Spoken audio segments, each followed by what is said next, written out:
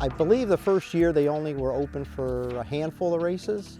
It was kind of before my time, but you know, that's kind of when it got going, is the 5As. The idea behind, I guess, the track was to be one of the biggest tracks around with the most speed, and they obviously accomplished that.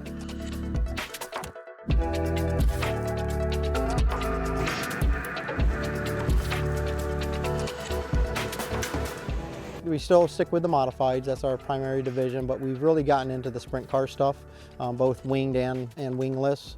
So we really have put a big focus on sprint car racing because there is no sprint car racing in New Jersey.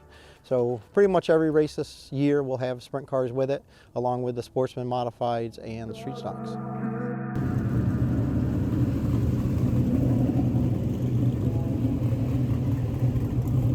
It varies upon, you know, what types of adventure racing, and the biggest factor is weather. You know, unfortunately this past year we only had probably 5 nights that were clear, nice nights. You know, every other one either rained out or had the threat of rain, or cold or windy or something. So, but weather probably plays the biggest factor in the crowds. For sure, it's definitely an established culture. What it is, I don't know. It's unique. When we do racing here versus monster trucks or World of Outlaw type stuff, or we're doing a truck show, you'll see that type of crowd is going to be totally different. So a racing crowd is definitely their own entity, and you know, mixed in with some you know, casual race fans. There's a lot of camaraderie in racing. Not only, well, a lot in the pit area. You know, the racers, yeah, they get mad at each other here and there, but they'll all help each other and they'll all work with each other. They'll all assist as much as they can. And even the fans, you know, a lot of them, you know, they care about the racers, they care about the track, they care about everything. So there's a lot of, you know, again, camaraderie is the main word I would use, and just a lot of caring in the sport. The racing industry has changed dramatically in just the last 5 or 6 years. A lot of it changed when social media got going, and then you got the live streaming that rolled in, you know, a handful of years after that. So it's really changed the dynamic of weekly racing. So you do approach everything quite differently. Where it's going in the future, unknown. Unknown. Social media, you know, it's both of them are actually got, you know, two-edged swords, you know, pros and cons.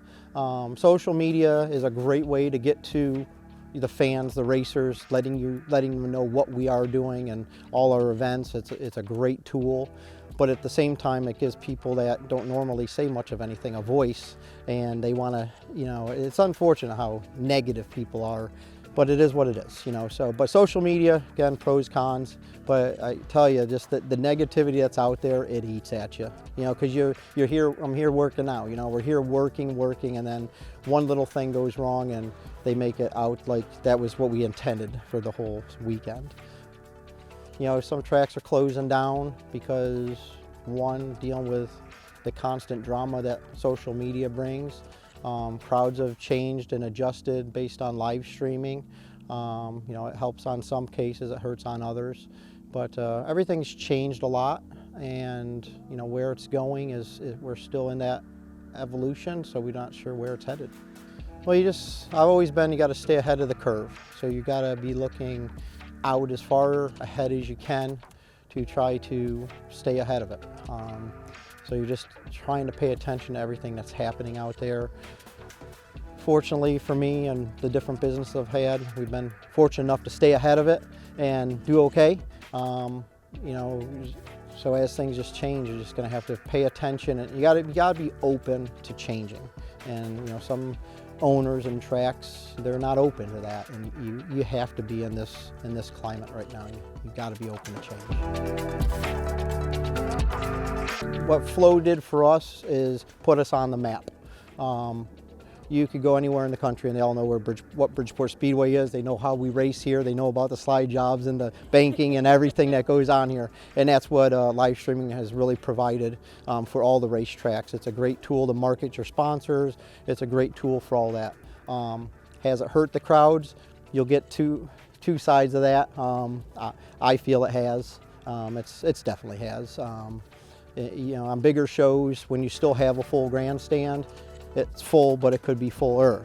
On regular weekly race nights, there's people that are just now trained to stay home and watch. And I mean, I got a racetrack 20 minutes from me, and I haven't been there in 2 years, you know, because they live stream. Especially here with the bowl shaped and everything, but you know, it's great racing on TV, but here live, and just the sound of everything, because it echoes within, and just the speed and the sound and the smell and just everything that comes with being at the track, you know, it just makes it even better. Especially more, because like for football, I'd rather watch on TV than go watch live. It's too quiet live, except for the crowd carrying on. You don't hear the players play, you know what I mean? You don't hear the hits and all that. Yeah, exactly. So, but racing, you know, is definitely way better in person. But the live streaming does put you on the map and lets people that don't normally come here or aren't from here see what we have. And I know this is still a growing sport, or it's not a growing sport, but a growing situation with the live streaming. And as it grows, it's going to be very lucrative for the racetracks, for those that survive.